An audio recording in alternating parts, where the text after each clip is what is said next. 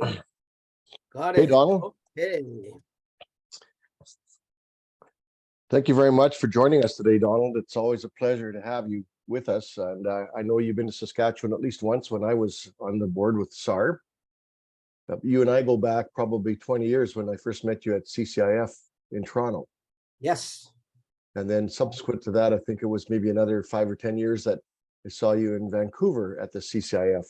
Yes, And I was on my way to Australia that day. And so I stopped in Vancouver and did that, and then hopped on the plane to go and do a big speaking tour in Australia. I remember that. Okay, so do we have everybody with us? I can see most of the people now. If you guys don't mind turning your cameras on, it'd be great so that we can see who you are and that you're here. Looks like most of the people are in this meeting now, Donald. So sorry for my little faux pas there. No problem. We just move on. Now, my bio intro, I believe, was sent along with the other information. So you should have read that and have some sense of my background.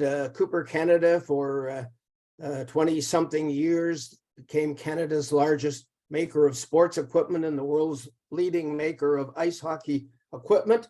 In 2 generations, we built that business from 11 employees to 3,000 employees, and then accidentally sold it to the wrong person who destroyed it in 3 years. Whole other story. And then I accidentally became a retailer of ladies' fashions. And 31 years ago, at the age of 50, I accidentally became a management speaker and business coach. Been doing that for 31 years in 40 different industries around the world. So if a little knowledge is a dangerous thing, I am dangerous on more subjects than the average person. So here we go. Today, improving clarity, commitment, and accountability in your business. Now, let's be clear about our purpose. This is not a one-off event. It's a one-off event for me because I'm doing it one-off for you. But for you folks on your end of the line, this should not be a one-off event, because the purpose of this session is to provide you with insights that will spark a series of conversations about how to improve clarity, commitment, accountability, and profitability throughout your business. So for you, this should be the start of a series of important conversations. Now, if you have followed the instructions, you have in front of you you have printed and have in front of you the implementation guide. Never call it a handout. That doesn't sound very important. Call it an implementation guide. And that suggests value. By the way, there's a space on the front cover, top right-hand corner, for you to write your name in there. Take ownership of this document, because if you work with me through it over the next 90 minutes or so, you will have an important document to keep. So here's how you should interact with this document. You don't have to write down all of my insights because they're there in the form of the slides. Besides, you couldn't write fast enough, and so you don't have to worry about the insights. They're there.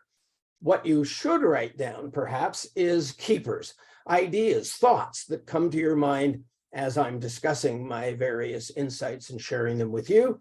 The keepers. A keeper is anything that could help you grow your business or your life. Write the sucker down.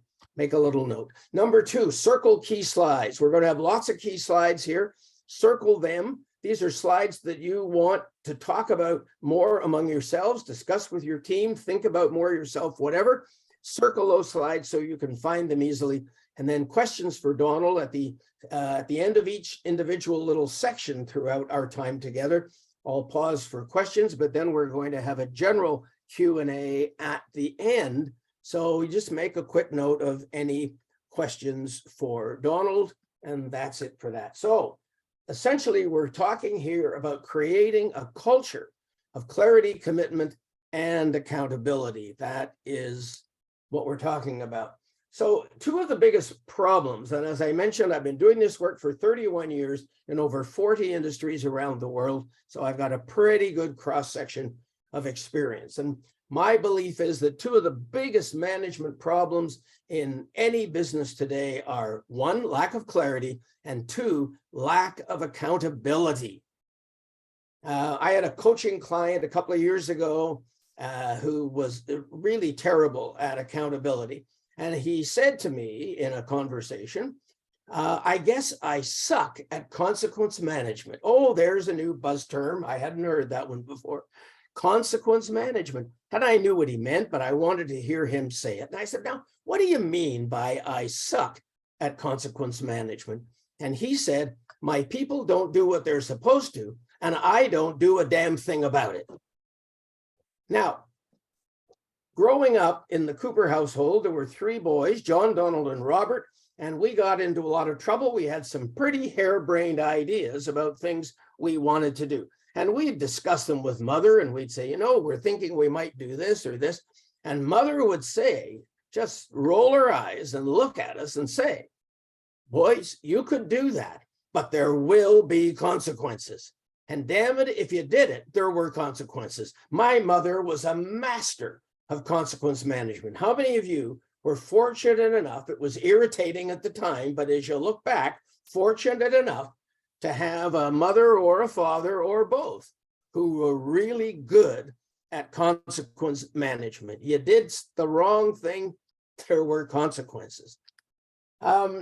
Three keys to creating a great culture. Excuse me. Now, here's a little heads up. I had extensive radiation for throat cancer a few years ago, and it just about destroyed my voice. As a matter of fact, I was mute for a whole year, couldn't talk. And then my oncologist said, finally, after a year, you're good to go. And then COVID came along and there was no place to go. So I struggle with throat issues. But the fact is, we all have struggles in life, and we have a simple choice. We soldier on and continue to be relevant, or we fold up like a cheap lawn chair and end up on the scrap heap of life, and I choose to soldier on. So every once in a while, I get a little phlegm problem building up. Not a pleasant topic, but it's reality. And then I have to sip some of my terrible tasting throat coat tea. Just like that. Throat coat tea keeps me going. Okay, so we want to talk about first in our culture. Culture matters. Our commitment to the customer experience, to creating a culture of doing the right thing. Whatever happened to that one? Delivering compelling value and experiences. Compelling value and experiences sound like this. Compelling value and experiences do these things for us. Number one, they grab our target customers. They grab them by the mind, the heart, and the wallet. Number two, they clearly differentiate us from our competitors. Every industry is overserved and under-differentiated, so we need to clearly differentiate ourselves, and we do that by delivering compelling value and experiences. So we're going to grab our target customers. We're going to clearly differentiate us from our competitors. We're going to become famous for what we do. Not Hollywood famous. We don't give a damn about Hollywood. We want to be famous for our target customers and our target market, and that's all that matters. But we want to be famous. There's huge value in being that good. And then we want to grow our bottom line. So clear and compelling value will grab our target customers, clearly differentiate us from our competitors, make us famous, and grow our bottom line. And if the value that we're currently delivering and the experiences we're currently delivering don't do all four of those things, we're missing the point. And then C, effectively communicate with customers to build trusting relationships. So we need to effectively communicate our compelling value. My insight on that is there's no point in being the best if you're also the best kept secret. I've had dozens of clients over the last couple of years brag to me. They brag to me that they're the best kept secret in their industry. And I look them in the eye and say, how the hell's that working out for you? So now, our second key to creating an extraordinary culture is our focus on world-class operating effectiveness, efficiency, and profitability. This is the operating effectiveness side of it. Creating a culture of clarity, empowerment, commitment, accountability, urgency, excellence, efficiency, and profitability. That's the That's without that, why are we doing all of this? But then the third key to creating this extraordinary culture is our focus on the values, ethics, commitments to our team, to our customers, to the community, and to the planet. And this aspect of our culture is involved with creating a culture of integrity and fairness and learning and opportunity, communication, acknowledgement, safety, kindness, respect, diversity, inclusion. Being diverse and being inclusive, two very different things. Having a diverse team just means we have people on our team from a lot of different walks of life.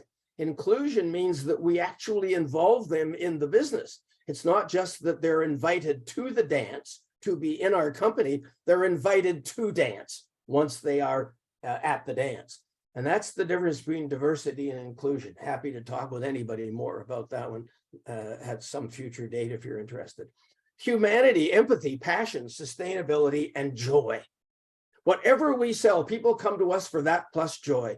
Car repair plus joy, groceries plus joy, banking transactions plus joy. If we ever underestimate the power of the joy part, we make a huge mistake. But if you don't have the joy within yourself, you cannot give it to anybody else. And that's why if you're burnt out, get the hell out of the business. The universe is speaking to you. So those are the three aspects of culture that I wanted to talk about. And we have a business tool on this. In fact, I'm offering you my complete set of 52 business assessment and management implementation tools that I've spent my life developing. We use them with our coaching clients. I'm giving them to you for free. The first one that I'm talking about here is obviously B18, 14 keys to creating a winning culture. Circle that one, download it. Now, how do you access these tools? Down the little squiggly green line at the bottom. To download the complete set of tools, you go to www.donaldcooper.com/YFBT, your free business tools, and you will have permanent free access to this gift from me. Okay, so any questions so far before we move on to the next section? All good from here, I think. Donald, it looks great. Great. Okay.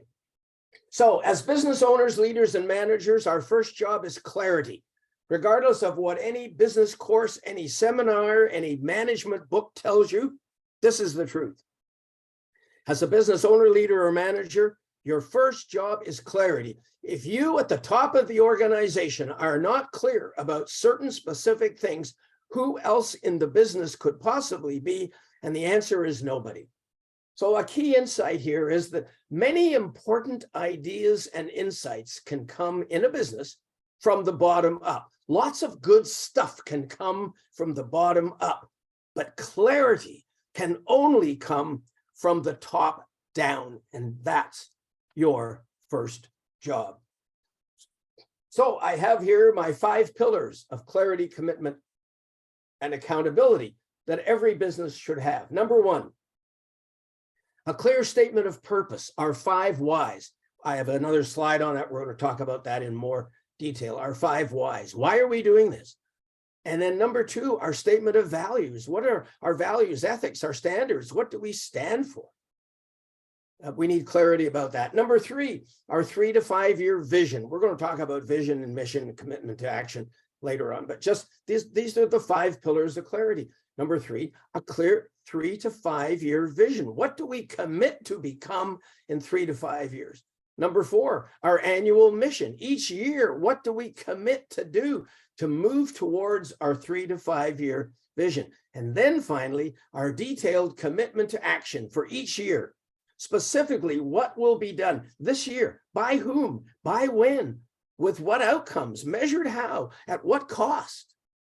And we're going to talk more about that. But those are the 5 pillars of clarity. And here I mentioned there are 5 whys, 5 purposes. And here they are. Our customer purpose, to help whom to do what?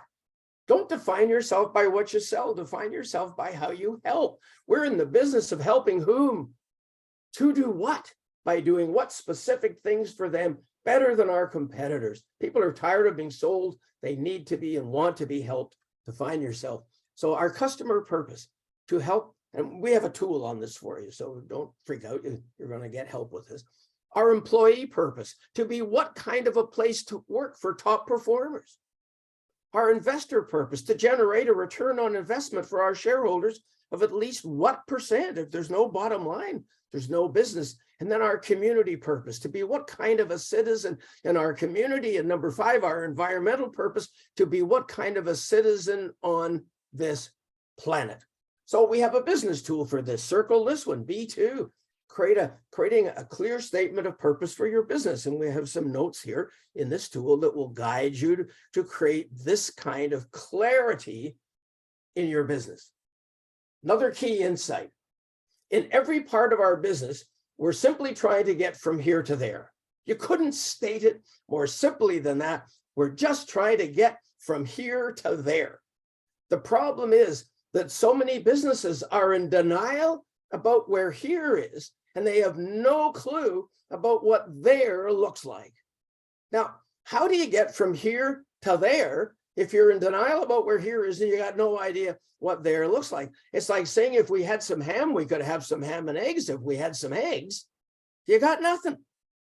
So how do we get from here to there? We start off by getting clarity about what here looks like.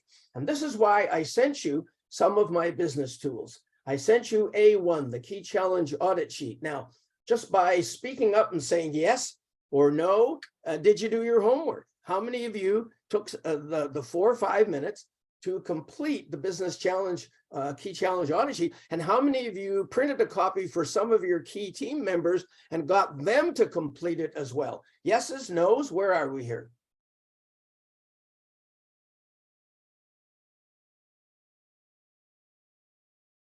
Everybody's muted. You guys got to Everybody's unmute to talk. unmute. Anybody who did the homework? Bill Fonstead put a note in, he did it. Great. Okay, so whoever did the homework, how many X's? Just stay unmuted. How many X's did you have out of 30? Because the key challenge audit sheet has 30 business challenges that are pretty typical in most businesses. Anybody care to bark out a number as to how many X's you put on your key challenge audit sheet? 14. Love it. I got 13 from Cindy. We have 14. Do I hear 15? Do I hear 16? 16? Did anybody give me 16? Whatever. What I can tell you is out of 30 challenges for business owners, on average, in my 30 years of doing this, who are willing to be honest and who really know what's going on in their business, the average is something like 24 out of 30. So if you put a lot of X's down, don't fret it. It just means you're paying attention. You haven't got everything right yet, but at least you know what needs fixing. So here's a case study. I'm going to give you a few case studies, all of the same company that I've been working with. They happen to be in the farm equipment business here in Ontario, and they're an 85 million, actually they're now $87 million company with 5 locations, but we'll stick with 85 million for now. So there were 11. So this business is owned by 2 sets of 2 brothers. So 4 brothers, 2 sets of 2, who never should have merged their businesses together because their cultures and their personality are completely different, and it's been a disaster. But that's another subject. So there's 11 people who completed the A1 tool. There's the 2 sets of 2 brothers. There's some of their next generation kids in the business, and then there's some non-family member managers in the business. Total of 11. The most business challenges X'd out of 30 with this group of 11 was 28 out of 30 X's. The fewest number was 8 out of 30.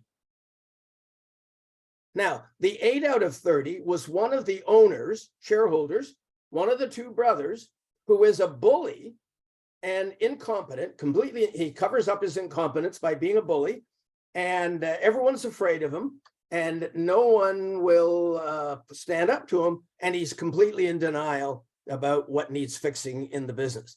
His brother, who's actually smart and trying to run the business in spite of his bully brother, he X'd off 28 out of the 30. These two guys are brothers and they own equal numbers of shares in the business.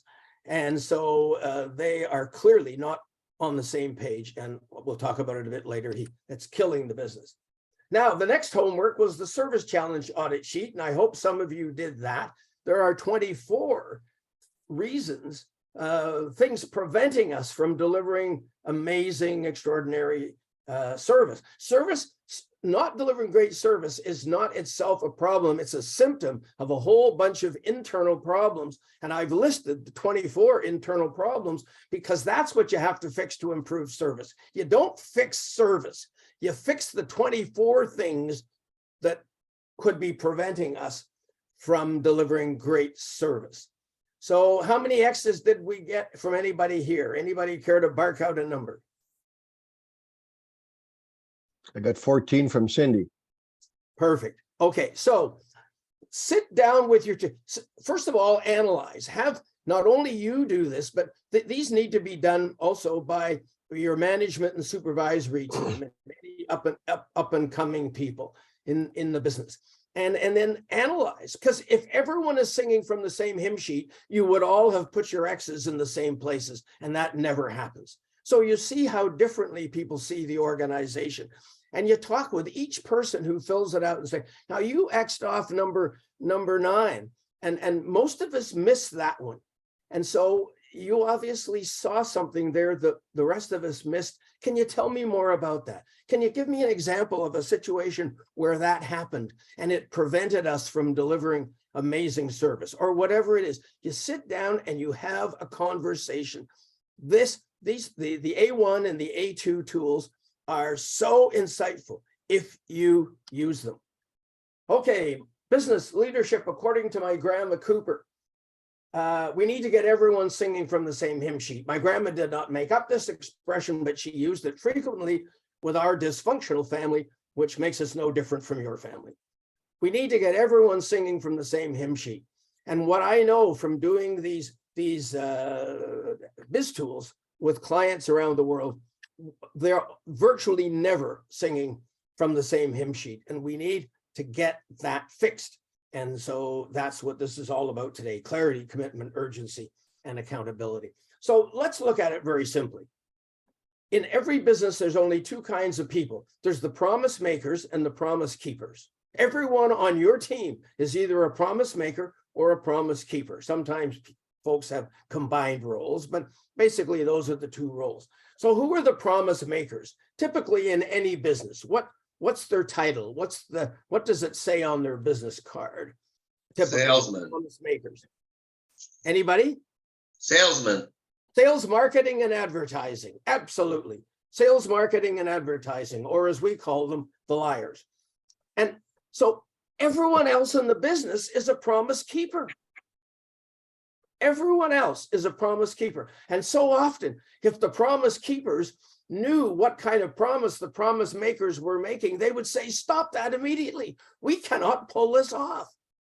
And so the question for you is, are the promise makers and the promise keepers in your business singing from the same hymn sheet?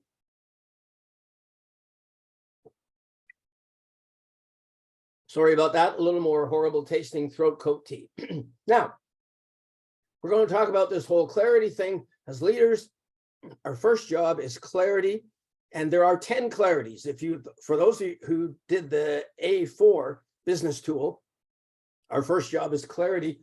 You will know that there were 10 different clarities listed. I list 5 of them here on this slide. It's all I have room for, but we'll get to the other ones in a minute.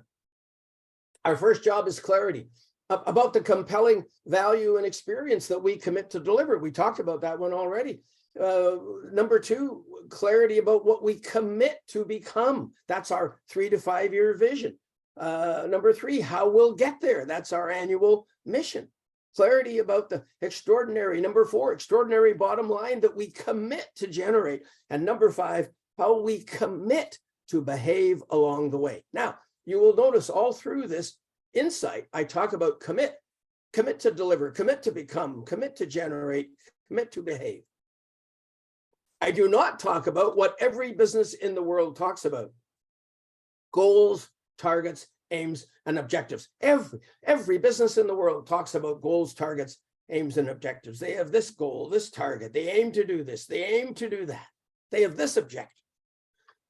Goals, targets, aims, and objectives are all weak and wishy-washy words that leave way too much wiggle room to not perform. Oh, it was just a target, boss. Give me another year and I'll see if I could hit it. And boy, I know I aim to do this, but I had a client, a coaching client, actually stated on their website, we strive to be ethical. What the heck is that? I mean, ethical is like pregnant. You is or you ain't. There is no strive. And I said, when people read that on your website, what they're reading is, on this ethical thing, we're giving it a shot. We never quite get there, but we're giving it our best shot. We're trying, you know, give us a break. No. So please, if you take no other insight away from our time together, please, in every conversation, every memo, every meeting, whatever it is, every communication, please, no more talk about goals, targets, aims, and objectives. Replace all of those words with one powerful word: commitment. Nobody cares what we aim to do. They want to know what we commit to do. It changes our language and we become what we speak. When we create a culture of commitment, it literally changes everything. So, but here's an important point. We're not talking about arbitrarily imposing commitments on our people. That's their big fear when we sit down and say, we're going to create a culture of commitment. No more of these fuzzy, wuzzy goals, targets, aim. We're going to talk about commit. They think all of a sudden you're going to arbitrarily impose commitments on. No, we're not going to arbitrarily impose them. That does not work. What we're going to do is the insight here is it's not a commitment until they agree to it. It has to be agreed to on both parts. So we say we need to improve in this area, whatever it is. You discuss it, why we need to improve and what we need to improve to, what acceptable, what extraordinary might look like. And we discuss it with our team, and then we listen, and then we negotiate what's reasonable and doable within what period of time, and we agree on the commitment, and then we document the commitment, and then we follow up and measure performance. The world is run by those who follow up. And so that's the process, but it's not a commitment until they agree to it. Here's the connection. People say, oh, Donald, this all sounds very airy-fairy kind of stuff. It's not. This is bottom line stuff. Here's the connection between clarity and profitability. First of all, we establish clarity. And I have little boxes. You could put your score on a scale of 1 to 10 on each of these things. How are you doing right now in terms of each of these steps to get down to profitability? Clarity. Now, clarity can be developed through collaboration or through autocratic decision-making. I do not recommend number 2. So develop through collaboration, far better, as we just discussed on the previous slide. So we establish clarity. And once we have created clarity, then we must empower our people. If we do not include empowerment with clarity, there's no point in creating clarity because you haven't empowered them to take action. You just frustrate the heck out of them. So clarity, and then empower them. And once they have clarity and empowerment, then you can ask for the commitment. And once they've committed, you can hold them accountable. If they haven't committed, you cannot hold them accountable. And once we've created accountability, there is urgency and efficiency because they have committed to a date by which they're going to have something completed, or a time by which they're going to have something completed. So we start with clarity and empowerment, and then we ask for the commitment, and that creates accountability, urgency, and efficiency. And from that comes profitability. And that's the link between clarity and profitability. Now, what about my case study, these farm equipment guys? Clarity score out of 100 for 11 owners and managers in this company. The highest clarity score was 75, and the lowest clarity score out of 100 was 42 out of 100. Now, anyone care to guess who gave the clarity score as 75 out of 100? Anybody? The bully. The bully, you got it. Because he states what he thinks. No one disagrees with him because they're afraid of him, physically afraid of him. And so we got 75% clarity. But his brother, who's trying to run the business, 42. Now, here's the connection between clarity and profitability. So there's absolutely no clarity in this business, agreed clarity. So here's the connection with profitability. This farm equipment business, with last year sales of 85 million, they made a bottom line pre-tax profit of $300,000. If they had operated according to how they should have, as if they were a well-run farm equipment dealership, the industry benchmark is they would have made $5.5 million on 85 million in sales. That would be the benchmark. 5.5 million, but they made 300,000. So they left over $5 million of profit on the table last year alone because they're so screwed up. That's the connection between clarity and profitability. In their case, $5 million a year. But it's even worse because the brothers are all getting to an age where they want to retire. None of their kids are interested or capable of taking over the business. So it will be sold in the next 3 to 4 years to a third-party buyer. And since businesses sell for a multiple of earnings, and they're at a stinking 300,000 instead of 5 million, they will leave at the point of sale if they don't fix this, and I'm working with them to fix it. If they don't fix it, they're going to leave $25 million on the table that they won't get when they sell the business because it's so screwed up. And that when I gave them that number, that got their attention. So that's the kind of money we're talking about here for lack of clarity. So did you do the homework? How many of you did this tool? And how many of you calculated a clarity score using the 10 different clarities and scoring each on a scale of 1 to 10? Anybody a clarity score to bark out here? I got 69, 52. Okay.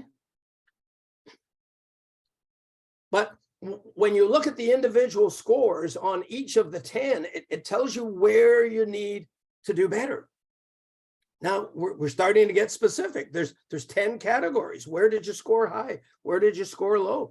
And if you asked your managers and supervisors and a few of your other good people to do this, how different? I mean, I get when I do this with clients that some of the people on the team on some of these items, they'll give a clarity score of 80, and someone else will give it 40 on the same item, and they're working in the same business. And so study this stuff. This is given to you as a gift. Okay, bonus thought. Clarity is also the first step to having a life. For this reason, when everyone on your team is clear about our commitments, they don't have to be micromanaged, and we don't have to be there every minute, because even when we are physically not there, our clarity is there. So we don't have to be there to micromanage because we've created clarity, and whatever comes up when we're physically not there, they know exactly what to do because we have created clarity. And when we have not, we do have to micromanage everybody, and we do have to be there every minute. Now, some people prefer to create that culture of micromanaging and being there every minute because their marriage or their whatever the relationship you want to call it at home is so miserable that they want to be at the office 7 days a week, all day, every day, to avoid a really unhappy home life. And so they go to work 7 days a week, and they make the business what I call their neat fort. The business is their neat fort where they go to hide, to feel safe, secure, and in control. And I'm not saying that's any of you, but I bet you know, each of you, I bet you know a few people who you can think about it and go, my golly, they have made the business their neat fort. The truth is we have customers at home too. So anywho, lots of people, and I do a lot of coaching with people trying to rescue them from the neat fort syndrome, which also means saving their marriage, typically. But anyway, it's a huge issue, and I present it for what it's worth. Any questions or comments so far? Good on you guys.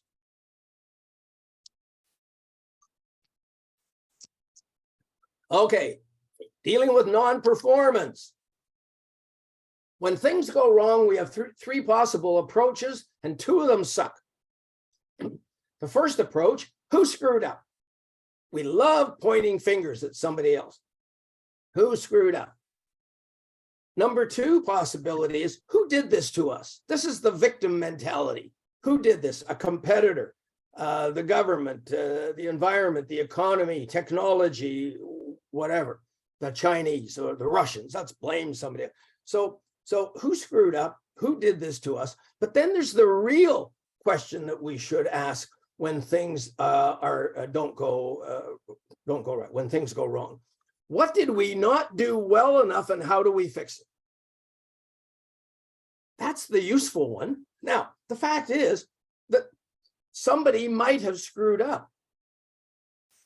But if somebody screwed up, unless we believe that they get up every morning and come to work with the intention of sabotaging the business, and my guess is you don't have a lot of those people, but you will have people who screwed up the odd time. It happens. But if you have people who screw up pretty regularly, then we need to ask, what did we not do well enough?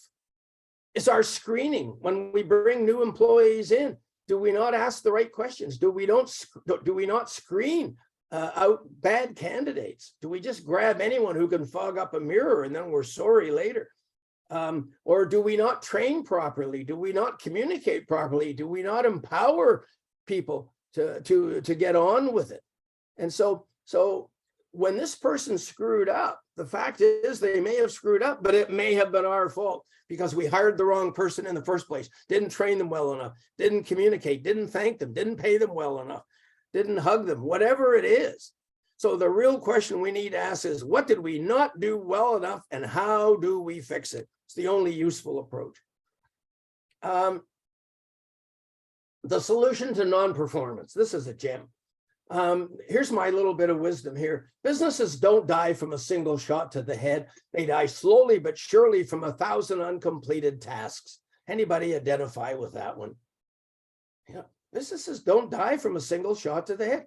Give you an example. Soft ice cream machine broken for 2 summers.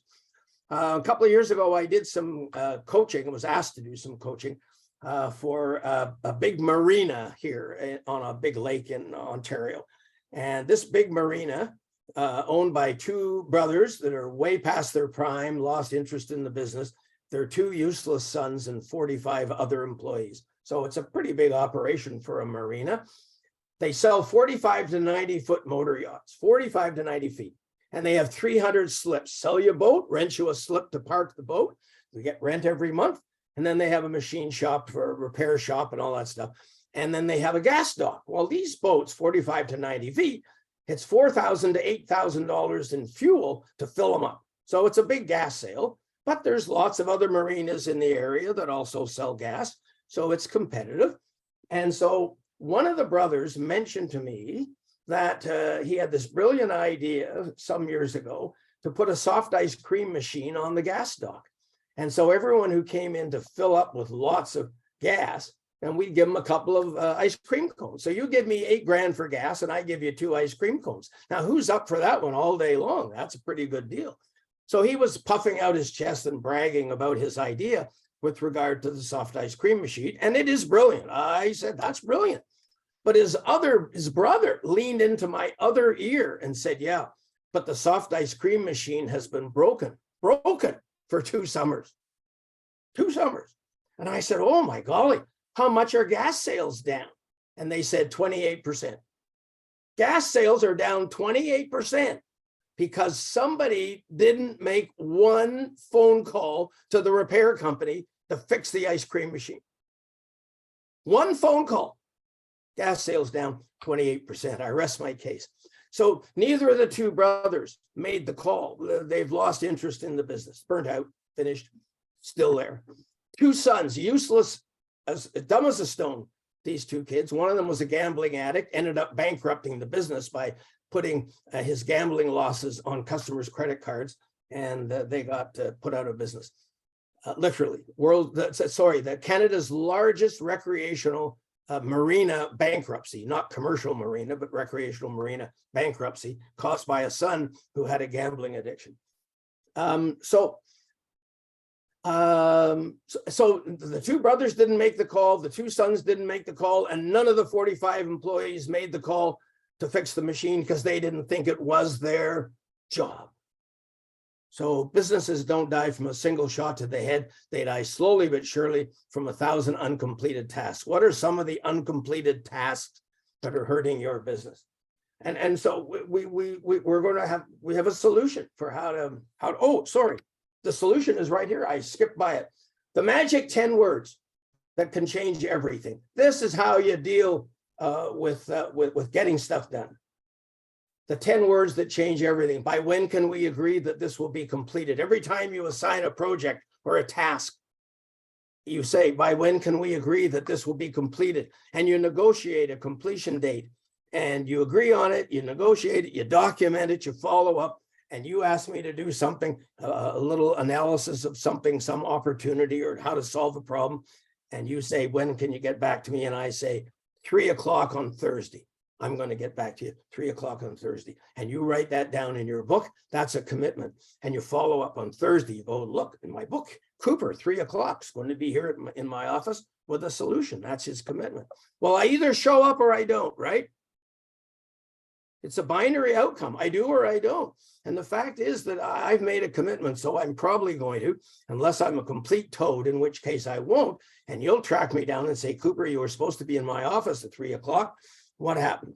Oh, I completely forgot, or geez, something else came up and I didn't get to it or whatever. Well, that happens 2 or 3 times, and you know everything you need to know about that person's career intentions. By when can we agree that this will be completed? Document and follow up changes everything. Now, when we're solving problems, we need to solve the real problems, the underlying and basic problems, not the symptoms.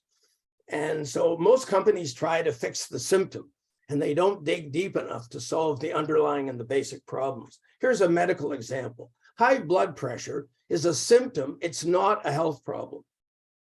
It's a symptom. It's a symptom of underlying problems like too much salt, don't drink enough water, not enough exercise, overweight or stress. Those are the underlying problems. But for the underlying problems, what are the real basic problems? One of them could be genetics, and you can't do anything about that. It's a done deal. And then number 2, not informed or misinformed about a proper diet and exercise, or unhappy, low self-esteem, depressed, eating way too many salty snacks. It ends up in, but high blood pressure is the symptom. And we don't solve high blood pressure. We have to solve the underlying problems and then go deeper into the basic problems. And we do that by stating a symptom.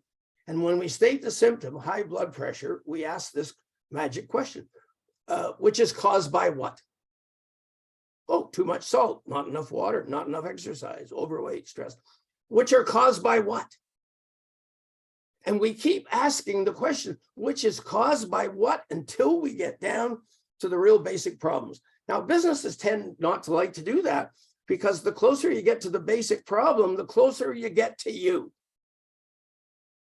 It's just so much easier to point at symptoms such as who screwed up. So high staff turnover is a symptom. It's not a problem, it's a symptom. So what are the underlying problems? High staff turnover, which is caused by what? Not bringing the right people in the first place. They're not suited to our culture, to our standards, to our values. So we're not screening properly. That's an underlying problem. We're not training properly. We're not onboarding them properly. So when they first start, they know who we are and what we're all about, and they feel connected and they belong. They've made a good career decision to join us. What might those be? So, and then what are the basic problems that come out of the underlying problems? So for every underlying problem, you list, you say, which is caused by what? And the problem is, the more and more we get down to the basic problem on anything, the answer is ineffective management. So we stick with the symptoms because it doesn't involve us. We need to keep asking, which is caused by what? How to fix the real problems in your business. Circle this one. Here's the business tool on how to go through this whole process. A20.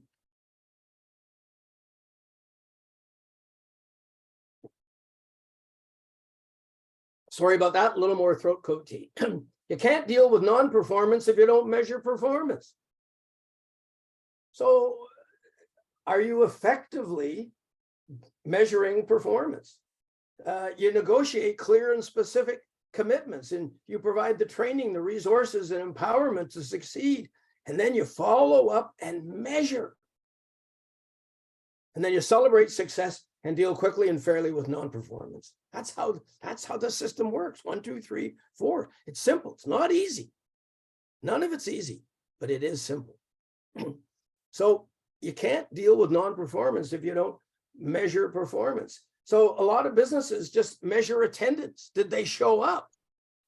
Not whether they did anything or delivered any outcome. They're measuring attendance. That's just useless. Some businesses measure activities. Oh, Bob's a salesman, and we said that we want you to make 10 sales calls a week. And so we measure the activity. Did or did Bob not make 10 sales calls a week? Well, he did. But that doesn't answer the question, did Bob sell anything during those 10 sales calls? And that's number 3, which is outcomes. So are you measuring attendance? Are you measuring activities, or are you measuring outcomes? Outcomes is the way to go. Now, there's another thing to measure, and that is an individual's impact on the culture and morale of the team or organization. In addition to the specific job that they do, are they a leader in the locker room? That's what they talk about in sports. Not only is this a person a great player on the field or on the ice, but they're a leader and an inspirer in the locker room. So they're great for the culture and the morale of the team. And that's an important thing to measure for each person. Get rid of the toxic people. They're killing you. Or number 5, some other relevant or irrelevant personal quality or behavior that you think is important and that you measure. So what are you measuring? Dealing with non-performance. 3 questions to ask. When you negotiate a commitment from someone, they say, oh yeah, I'm going to 3 o'clock on Thursday, I'll have that done. And then they don't. 3 questions. Number 1, was there a lack of clarity about the commitment you agreed to? Now, some people will say, oh yeah, I didn't understand. I wasn't clear. In my experience, at least 50% of the time, half the time, that people say they didn't understand. They're just being weasels. They understood perfectly. They're just being weasels. Get rid of weasels. They're killing you. Number 2, did something prevent you from meeting that commitment? If so, why did you not discuss that with me and then renegotiate a revised commitment? Because we are a business of commitments. And so either something prevented them and they didn't come and discuss it, but lesson learned, next time they will. And then number 3, what new commitment will we negotiate that you're going to live up to? But these are the simple steps to creating this culture of clarity and commitment. Another business tool to circle. This one is so insightful. B21. Cooper's 14 reasons for staff non-performance. And you're going to hate this one. I'll tell you right now, because most of the reasons for staff non-performance are our fault, not their fault.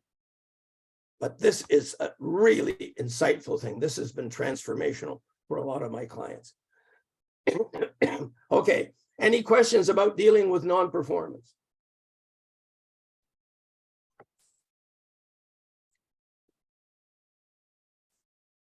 Making it way too easy here. Okay, clarity about vision and mission.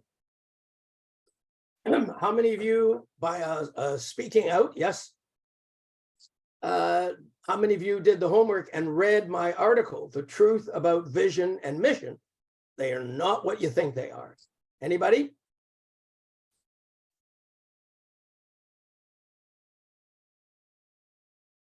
Bill read it. Good for you, Bill. Well, whoever didn't read it, you should read it, because and the reason I gave it to you was that you would be up to speed on what I'm about to talk about next. But if you haven't, please do. 7 years of my life I spent figuring this stuff out, researching this particular subject. 6 keys to a successful management team. And this is true whether it's a family business or a partnership. And by the way, a family business is just a partnership where blood boils at room temperature. So it could be a partnership, it could be a family business, or just a management team where there's not partners or family members. But these are the 6 requirements for a successful management team. Shared vision for the future of the business, shared values in our business and our personal life, shared commitment to the business, confidence in each other's competence, and agreement on who's accountable for what. Accountability. Number 5, rapport with each other's personality and a willingness to work together. And number 6, the ability to have respectful debates and courageous conversations. And when a business, whether it's a partnership, a family business, or any kind of business, isn't working effectively, it's always because of the absence of 1, 2, 3, 4, or all 6 of these. So this is a really key insight. So back to my case study, the farm equipment guys, the 11 owners and top managers, they completed this shared vision. 2 out of 11 said we have a shared vision for the future. 2 out of 11 shared vision. Shared values, 3 out of 11. Oh, we're moving up. Shared commitment, 8. That was an outlier. That one, I still can't figure that one out. Number 4, confidence in each other's competence. 2 out of 11 said they had confidence in each other's competence, ability. Number 5, look at this. You can hardly get worse than this. Rapport with each other's personality, 1 out of 11. And who was the 1 out of 11? Where are my guesses here? Bully. A bully. You got it. Because no one ever disagreed with him. Because we all get along. No, we don't. The ability, number 6, to have respectful debates and courageous conversations, 2 out of 11. You think they're in trouble? Just hazard a guess here. You think they're in trouble?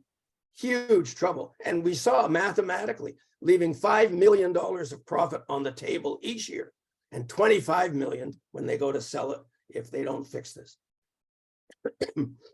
So the partnership and family business audit, circle that one. If you're a family business or a partnership or not, this tool is brilliantly insightful. Circle that one, download it, use it. Okay, let's talk about this whole vision thing. What is a vision? So a typical aspirational vision statement sounds like a lot like this. Our vision: we love our customers. We honor the diversity of our team. The planet's a great place to hang around. We'll work hard and have fun, signed the management. This is so vague, airy-fairy, and meaningless. It's an embarrassment. Man, if you're going to have a vision that is that dumb, don't sign the management. You know, if you're going to be an idiot, be anonymous. Let's think somebody else, excuse me, somebody else came up with this. This is just nothing. Sorry. Herb tea. So here's 3 statements from clients over the last couple of years. And I want you to guess whether these are vision statements, mission statements, or a statement of purpose. So I've left them blank, so you could fill in your mind vision, mission, or purpose. Our what? Our vision, mission, purpose is to be the premier provider of parts and services to automotive service professionals. Is that their purpose? Is it their vision? Is it their mission? In fact, I threw it back at them and I said, what is this? Is it your vision, your mission, or your purpose? They didn't know. They didn't know. Now, here's the most airy-fairy one you could ever imagine. Our blank is to inspire humanity. Is that our vision, our mission, our purpose, or is it just a stupid, airy-fairy, meaningless statement? You pick one. That one. Yeah. Number 3, we seek to create. We seek. We don't commit. We seek. We're giving it a shot. We seek to create and promote great tasting, healthier organic beverages. That is our what? Vision, mission, purpose. There's no clarity here. There's nothing clear, specific, and measurable. So 7 years, I told you I spent 7 years of my life working on this whole part of my work. Operational. This is an operational vision statement, not an aspirational, vague, airy-fairy. This is clear, a clear, specific, and measurable statement. Clear, specific, and measurable statement of what we commit to become to be a more profitable and sustainable market leader in 3 to 5 years. It will consist of 6 points on one piece of paper, 6 points that will be clear, specific, and measurable, and that will inform, focus, challenge, and inspire you and everybody on the team from top to bottom. It'll get everybody singing from the same hymn sheet. So that's what an operational vision should look like, and that's what I write about in that article that some of you read and some of you didn't. Okay, so here's one of my favorite slides. I have 9,000 slides in total. This is one of my favorites. People say, but how, Donald, how can we know the future? Look at this. Psychic fair canceled due to unforeseen circumstances. It's a psychic fair, for Pete's sake. How can it be canceled due to unforeseen circumstances? Anyway, I just think it's a giggle. So how can we know the future? Here's the point. Something that almost nobody talks about. There's actually 2 kinds of future. Number 1 and number 2. Future number 1 is all the stuff that will happen in the future over which we have no control. You don't, I don't, we have no control. The future that will happen with us or without us, we have no control. Population, demographics, changing tastes and priorities, invention and discovery, political and economic change, war, terrorism, whatever. All the stuff, that's future number 1. All the stuff that we have no control over, but that's the future that we spend all our time worrying about and thinking about, so that we have no time left over to think about future number 2, which is the future that we could commit to proactively create. So which future are you going to, moving forward, are you going to spend your time thinking about? The one that you have no control over, or the one that you could choose to commit to and proactively create? So my clients who say, Donald, we don't have a vision for the future of our business because I'm no good at guessing games. And I say, no, you don't get it. The future is not a guessing game. It's a committing game. It's a creating and committing game. The first one is the victim mentality. It's the victim mentality. We're just going to wait and see what happens and how we're going to react and respond. No, here's the future that we're going to choose to proactively create in spite of that other crap. So I told you that our vision is going to be 6 points on one piece of paper. And we're not going to go and read all of this. Circle that one, please go back and read it. These are the 6 things that your vision is going to make a commitment to. Now, number 1, sales growth and profitability. And on it goes down. So those are 6 things, 1 page. Now, we're not going to read this one either, but this is just to show you that it can be done. This is a 1-page, 6-point, clear, specific, and measurable vision statement for a former client, which was pizza. I used to do a lot of work in pizza. Pizza Expo in Vegas is the size of 6 football fields. It's a $34 billion business in America. And they invited me back 6 years in a row to speak at their conference. So I spent a lot of time in the pizza industry. And after one of my sessions, 3 guys came up to me and said, we have one pizza restaurant. We want to grow, but we don't have any clear vision. You just talked about that. And so they hired me to help them create. And this is what we created. And you can circle that one and go back and read it. But I'll read number 1, just because I talked about clear, specific, and measurable. So number 1, we are committed to being a 4 location. They had 1 location when they came up and talked to me at the beginning, 1 location. We're committed to being a 4 location chain of upscale 80-seat licensed pizza and pasta restaurants in the greater metropolitan area. They asked me not to mention their city in 3 years, with sales of 6.5 million and an ROI of 18%. Anything clear, specific, and measurable there? Yes or no? Yeah. Absolutely. Yeah. Nothing airy-fairy here. So circle that one, read it, because this is what this clarity is all about. Now, I have created my 7 years of work resulted in the Vision Critical Guide. It is 40 pages. It is a step-by-step guide to creating this clear operational vision for your business. And it's $24 on my website, donaldcooper.com. You can buy it in my little store or not. I don't give a damn. I'm going to live pretty well one way or the other, but it could be helpful to you for 24 bucks. Okay, our vision keeps us focused. What's the huge benefit of having this? Our vision keeps us focused because there's someplace we're committed to be. So here's an example of a business that may have lost their focus. Hussey's General Store, guns, wedding gowns, and cold beer. Now, what the heck is that? Unless it's some bizarre matrimonial package, the incentive, the dress, the refreshments, it's all there. I don't know. But our vision keeps us focused because there's some place that we're committed to be. Now, here's a little story I made up to explain this point. Our vision is a lot like a map. Here's a map of New Brunswick.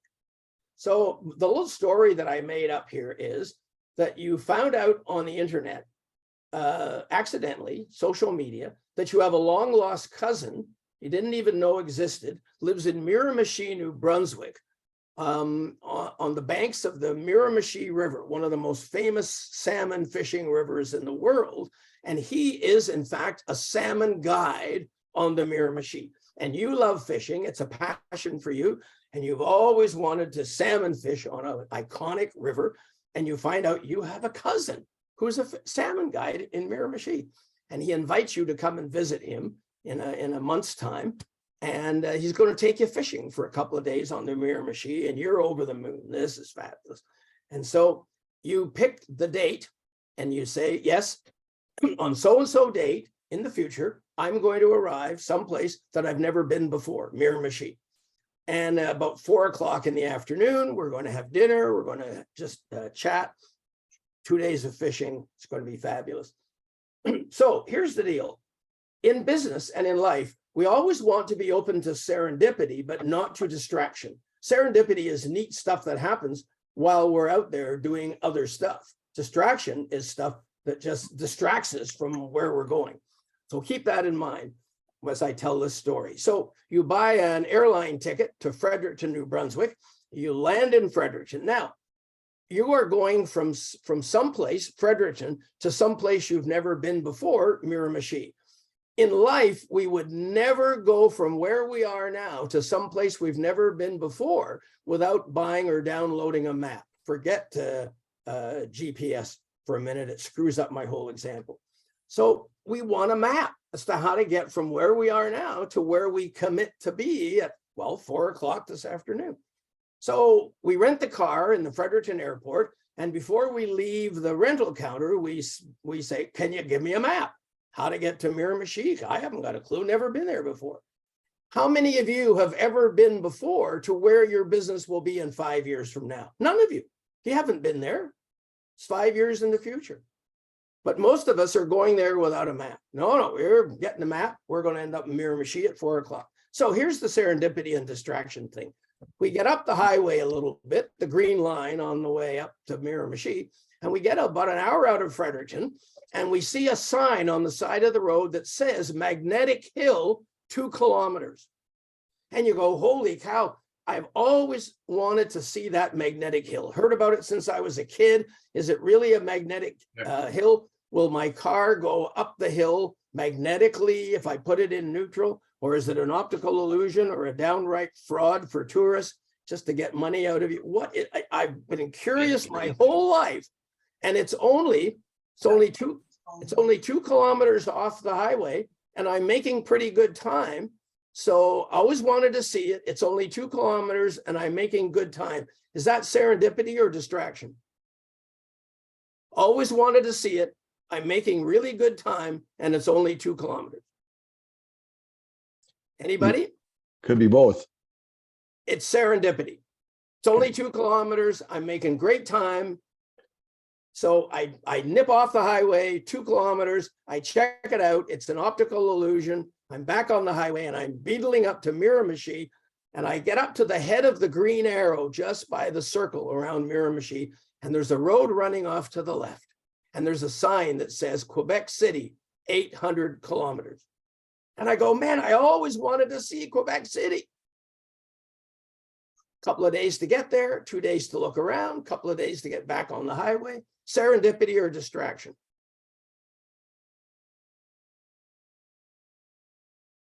Work with me here. Bill says distraction in the notes. Distraction. It's clearly distraction. Yeah. So here's the thing. When we don't have a clear vision of what we commit to become, where we commit to be, and about when, we're easily distracted in business. And the smarter we are, the more easily we're distracted, as it turns out. So we need that discipline of a commitment where we want to be open to serendipity, but not to distraction. So anyway, we make it to Miramichi by 4 o'clock. We have dinner. We have a great chat, 2 days of salmon fishing. And I go back home to Moose Jaw and tell all my friends. Okay, so our vision keeps us focused, but our vision also keeps us passionate. For this simple human reason, it's easier to be passionate about where we're going than where we're stuck right now. It's easier to be excited about where we're going than where we're stuck right now. I walk in the door at the end of the day, oh, honey, I'm home again. Oh, we're going to Hawaii next week. You see how much easier it is, human beings, to be excited or passionate about where we're going than where we're stuck right now. And the problem is, if we don't have a clear vision for the future, we're stuck where we are and we become complacent and sometimes burnt out and bitter and resentful. So our vision keeps us passionate because we're always becoming something. We're always growing. We're always becoming. So here's just a little chart about this whole vision, mission, action thing. So our 3 to 5 year vision, what we commit to become in 3 to 5 years, feeds our annual mission. Every year, we're going to write an annual mission on the same 6 points as to what we commit to do this year to move towards our 3 to 5 year vision. And every year, we're going to add 1 more year onto our vision. We take a couple of days in the fall and we think through so that we add another year to our vision. So it's always looking, it's a living, breathing thing. Every year, it's always looking 3 to 5 years ahead. And then our annual mission, here's what we must do this year to move towards our vision. And then from our annual mission comes our commitment to action. What will be done by whom, by when, with what outcomes, at what expense, measured how, rewarded how, and then the implementation and the follow-up. The world is run by those who follow up. And we do all of that simple process, not easy, but simple, within our value system. We won't do these things over here. It's outside of our values. We won't do these things over here. It's not what we stand for. So this whole process we do between within our values. Clarity about the talent we need. So here's the third great bonus to having a vision. Our vision helps us hire and train for what we're committed to become. Here's a little reality check. Without a clear vision for the future of our business as we best understand it is our business as it just was. Last year is over. We've looked at the numbers. We've done the autopsy. We've made up our excuses. And our business as we best understand it is our business as it just was. So we go out and hire people and train and develop people for the immediate past, for the business as we best understand it. But when we have a clear vision for the future of our business, we hire and train and develop people who can actually help us become what we're committed to become. So our vision is a powerful recruitment tool. So the real battle in business today is the battle for talent. And the question I love to ask is, do our employment experiences, which means our culture, and our career opportunities make us a talent magnet, or do we drive talent away? You cannot build an extraordinary business by hiring ordinary people. Circle that one. So, do our employment experiences and our career opportunities make us a talent magnet, or do we drive talent away?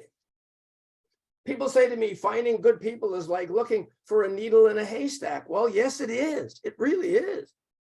But finding the needle is much easier if you know what a needle looks like. Do you have job descriptions for every position in your business? Have you described what that particular needle looks like? So that if you have someone sitting in front of you, across from you in a job interview, that you recognize a great one when you see them because you know who you're looking for. It's a lot easier to find who you're looking for if you really are clear about who you're looking for. So do you know what a needle looks like? What an extraordinary needle looks like? And does your culture make you the talent magnet? Okay, so evaluating your talent pipeline. This is a really another important insight about clarity. So what you do when you have a 3 to 5 year vision for your business, you draw up an org chart and it has all the positions. It doesn't have people's names in yet because it's 3 to 5 years out and you're not sure who's going to be in each box, but you draw out what the positions are, what the job titles are in each box. So that's our org chart for 3 to 5 years at sales of whatever you come up with for your vision in whatever markets you have chosen to compete in with what business model. And you create an org chart for 3 to 5 years out. And then you look at your current org chart and you have all the positions filled in and the names of the current people in those jobs. And you do an evaluate your talent pipeline. Excuse me, a little more tea.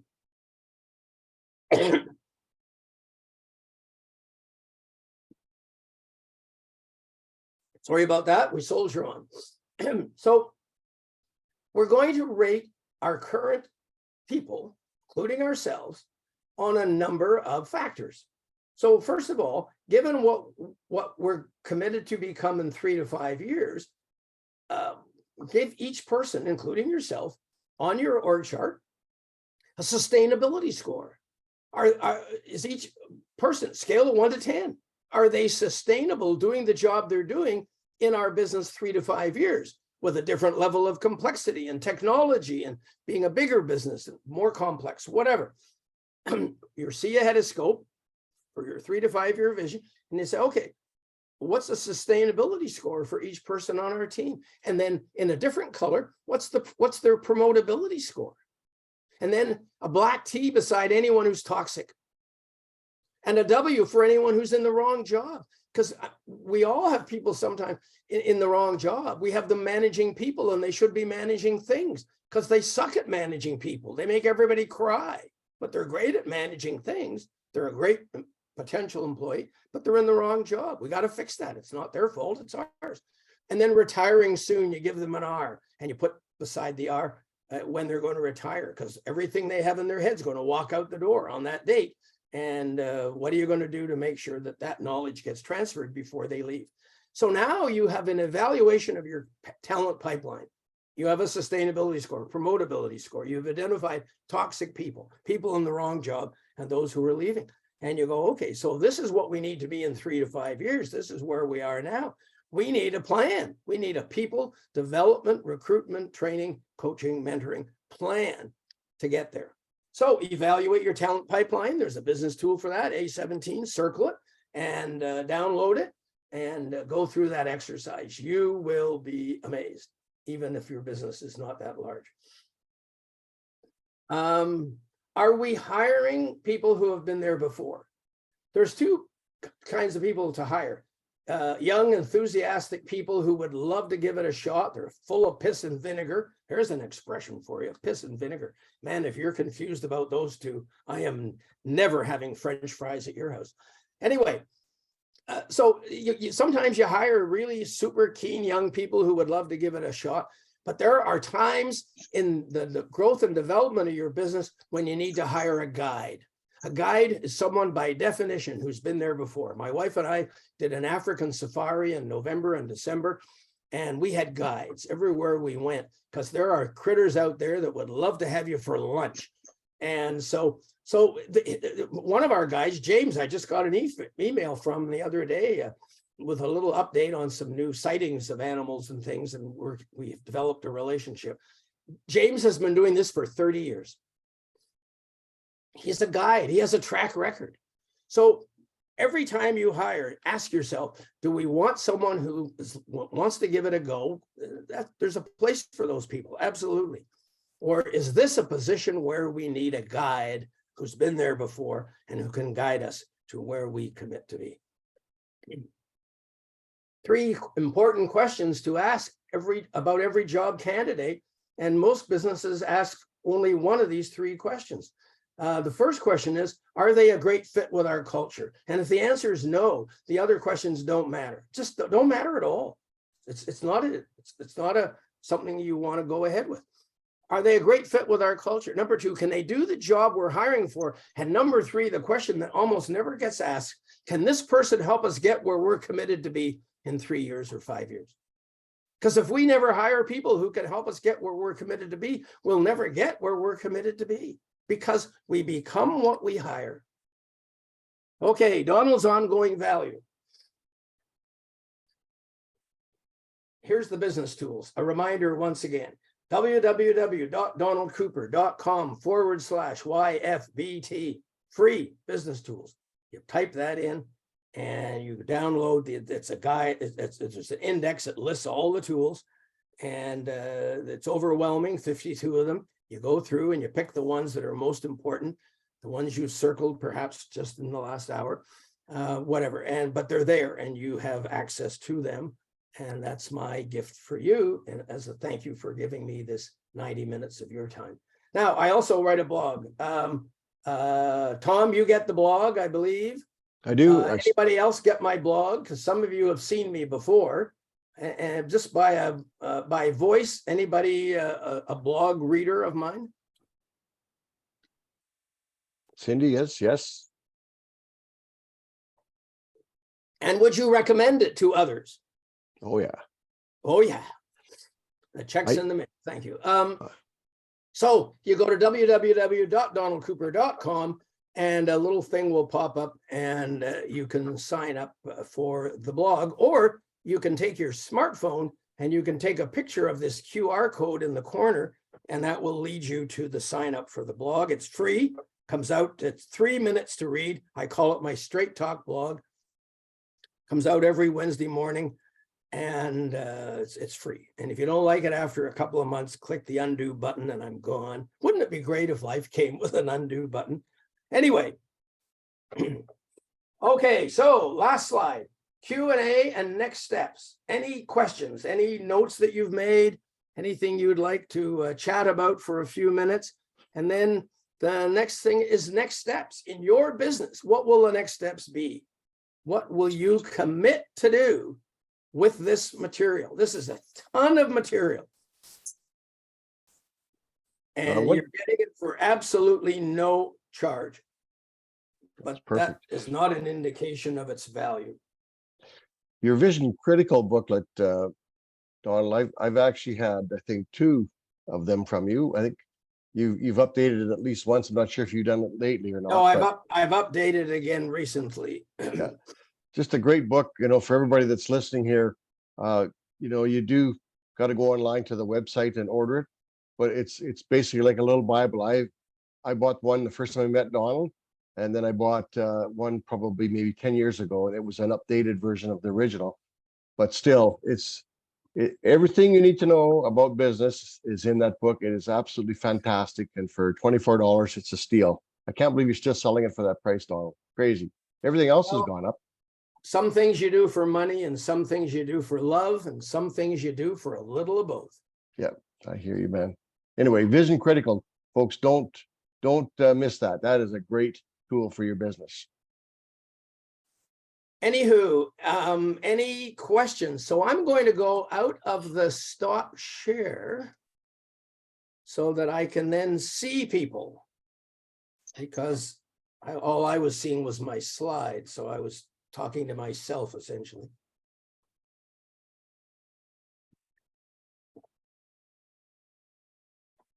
Anything in particular that resonated with you? Any of you? For me, it was like, yeah, rather than goal setting, commitments. When we change our language, we change our culture, because we become what we speak. Mhm. It changes everything. My goal was to stay with my first. My commitment is to stay with my third wife. And next month it's 34 years. So Oh, wow. it sounds, now I dated only 6 women, but I married 3 of them. I thought if they go out with you twice, you should close the sale. No, I just a quick background. I stuttered as a teenager and I grew up pathologically shy. And I didn't ask a girl out until I was 23. So, because when you're pathologically shy and you stutter, you don't ask girls out. And so when someone went out with me twice, I thought, thank you, Lord, this must be it. Did that a couple of times. Anyway, 34 years with Wanda. And it's a commitment. We're not giving it a shot here after 34 years. It's different. It sounds different because it is, and it feels different because it is different. So I beg you, no more goals, targets, aims, and objectives. Create a culture of commitment. But before you do it, you have to create the clarity. Clarity, accountability, commitment, and then on you go towards profitability. So that was great. Any other things that really resonated? How about by when can we agree that this will be completed? 10 words, changes everything.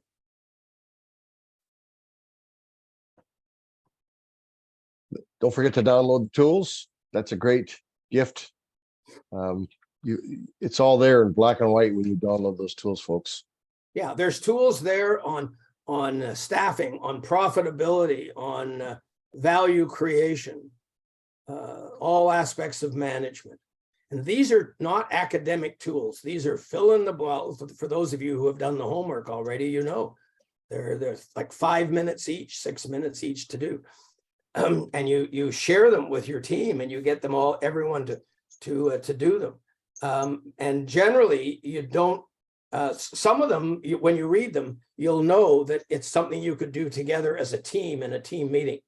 But others, like the key challenge audit sheet, the service challenge audit sheet, the clarity tool, you each fill those out individually, no peeking, because you want to see what each person thinks.